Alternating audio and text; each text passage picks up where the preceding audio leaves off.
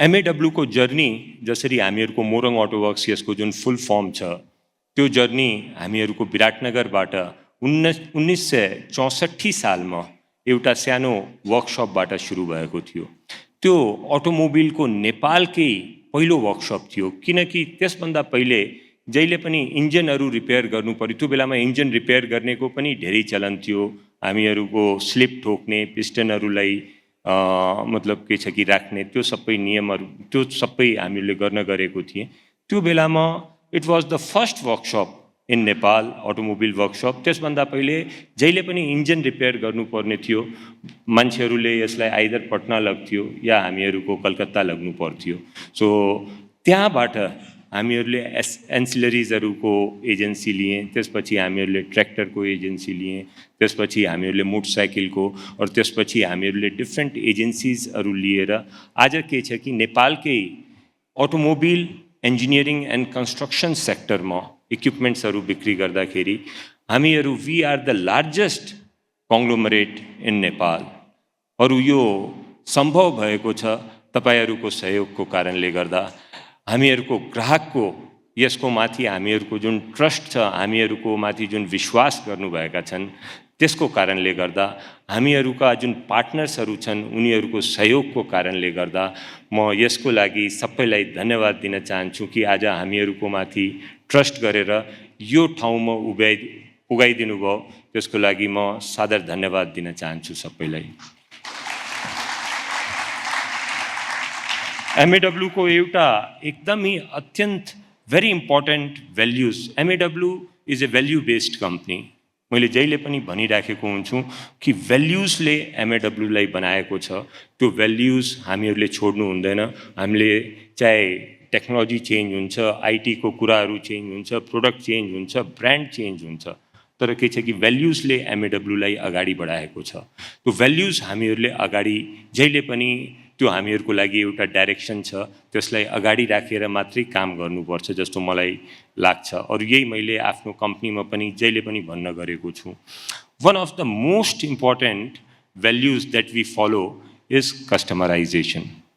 कस्टमराइजेसनको कुरा गर्दाखेरि it means कि हामीहरूले जे पनि काम गर्दाखेरि, जे पनि एक्टिभिटी गर्दाखेरि कस्टमरलाई केन्द्रबिन्दुमा राखेर ही काम गर्छौँ।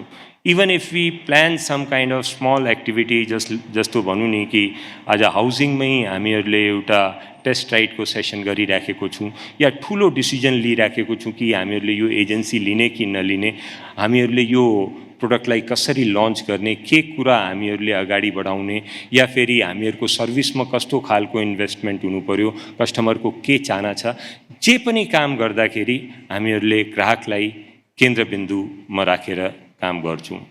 अब यसै क्रममा MAW वृद्धिले एउटा सबभन्दा इम्पोर्टेन्ट कस्टमराइजेसनको one of the most important aspect is that we need to understand the need of the customer. हामीहरूको कस्टमरको के निड छ, उसले के खोजिराखेको छ, एन्ड मोस्ट इम्पोर्टेन्ट थिङ के प्राइसमा खोजिराखेको छ। So this is one of the, I consider this to be one of the most important aspect of customization, and that is why we want to bring to the customer whatever best suits them. तो आज यो हामीहरूले फुल SUV नामी Vigo E2 को lunch पनि, यो हामीहरूको नयाँ संस्करणको लन्च पनि हामीहरूले आफ्नो ग्राहकलाई हेरेर एउटा नयाँ भर्जन हामीहरूले लन्च गर्न गइराखेको छौँ। अब तपाईँ सबैलाई थाहा छ कि अहिले रिसेन्टली बजेटमा ड्युटीहरूको हेरफेर भएको छ। त्यो ड्युटीको हेरफेरलाई ध्यानमा राखेर, फेरि सँगै हामीहरूको ग्राहकहरूको चाहनालाई ध्यानमा राखेर we have come with this particular car at a very special price, and two reasons are there. Number one, हामीहरूले एउटा त के छ कि डोङफेङ मोटरसँग, मिस नौमीसँग र उहाँको सुपिरियर्सहरूसँग we have been able to get a very good price for this particular version. Number two, आज यो जुन गाडी छ त्यो हामीहरूको जुन बजेट आएको छ र त्यसले जुन एउटा ड्युटीको स्ट्रक्चरको घोषणा गरेको छ त्यसको अनुसार हामीहरूले यसको प्राइजिङ पनि गरेर लिएर आएको छौँ. So we are going to offer a very special price for this particular car to you. हामीहरूको बीचमा दुविधा पनि थियो, हामीहरूको धेरै डिस्कसन पनि भएको थियो. हामीहरूको सोच यो पनि थियो कि भाइ जे पनि हामीहरूको फरक प्राइस आइराखेको छ, why don't we keep it with us as a profit margin or we pass on to the customer. फेरि अगेन हामीहरूको भ्याल्युजले इम्पोर्टेन्ट रोल प्ले गर्यो. हामीहरूको भ्याल्युजले ये भन्छ कि हामीहरूले कस्टमरलाई जे बेनिफिट हुन सक्छ हामीले पास अन गर्नुपर्छ. With that particular thought process, with that particular mentality, we are bringing the next version of NAMI Vigo E2 vehicle to you at a very special price. आज मैले डोङफेङको कुरा गर्दाखेरि will you believe उनीहरूले आफ्नो कार्यकालमा 6 करोड भन्दा बढी गाडी बेचेको छ. That is the kind of power Dongfeng has all over the world, and they are expanding like crazy, and they are going to each and every country. नेपालमा पनि तपाईले हेर्नुभएका छन् डोङफेङ हामीहरूको प्यासेन्जर कार्स पनि छ, कमर्शियल भेहिकल्स पनि छ, भ्यान्सहरू पनि छ, and they are playing a very important role in EV transformation of world. Let me tell you. अब यसको बारेमा धेरै कुराहरू त हामीहरूको मिस नौमीजीले गर्नु ही हुन्छ. But one thing I would like to tell you about their Nepal operation is that Dongfeng NAMI is the second largest Chinese EV importers in Nepal. We have got more than 2,000 satisfied customers over here. आज जुन हामीहरूले Vigo को कुरा गरिराखेको छु, नामी Vigo, it has been there in most important and most difficult terrains, like it has been to Manang, it has been to Mustang, it has been to Solakhumbu, it has been to Shuklapat. आज हामीले 2 वर्षदेखि यो गाडी बेचिराखेको छु.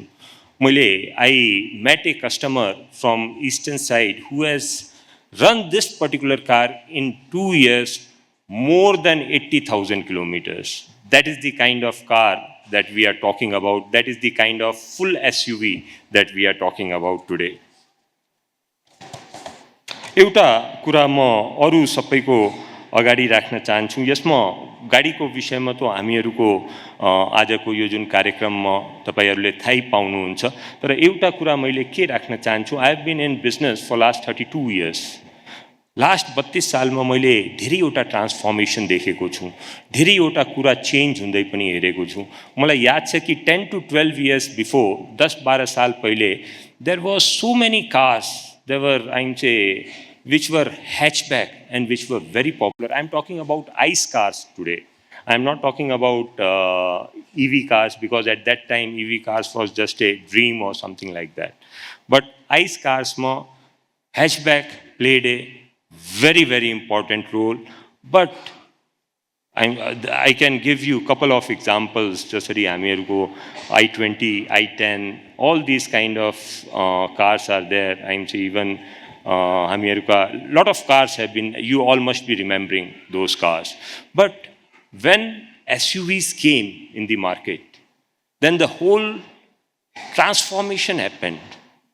आजको दिनमा ICE vehicle hatchback segment completely shifted to SUV segment. अब SUV को small SUV, त्यसपछि compact SUV, त्यसपछि small SUV, just like Verna आयो, just like हामीहरूको Creta आयो. मतलब all these vehicles, when they came, they took away the sales of hatchbacks like anything. Why they were able to do it? That is the big question. Because SUV provided value. They were able to provide all the features. They were able to provide a very good ride quality, very good driving experience, and they were also at a very reasonable rate. मलाई लाग्छ कि that kind of transformation we are looking at SUVs in electric vehicle segment also. And I believe very soon the same transformation is going to happen in EV segment. And I'm very confident that this particular transformation is going to be led by our full SUV, NAMI Vigo E2. One more thing I wanted to communicate to you all is that after the war, Middle East में जुन war start भएको छ, त्यसपछि the penetration of EV vehicles have become crazy, let me tell you. It is not only in Nepal, it is world over. आज नेपालमा पनि तपाईहरुले हेर्नुहुन्छ भने it is 70% जुन हामीहरुको penetration थियो for last few months, 4-5 months मा, it has increased to somewhere around 85% and above. मतलब 70% बाट within a short period of time it has become 85%.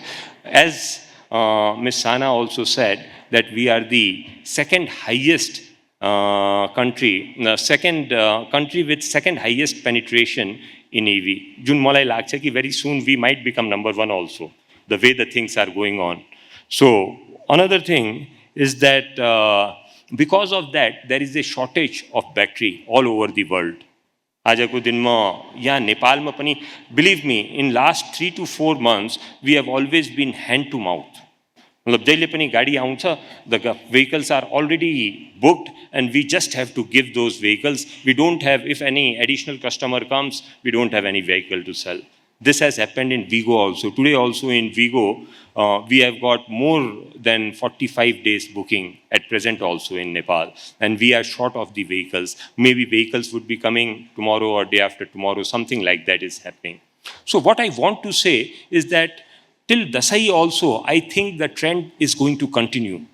What I would request you all that if you like our vehicles, if you like our full SUV, then please book your vehicle now.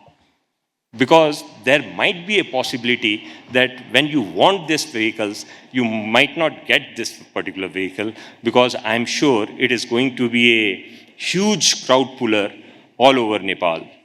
So this also I wanted to communicate to you.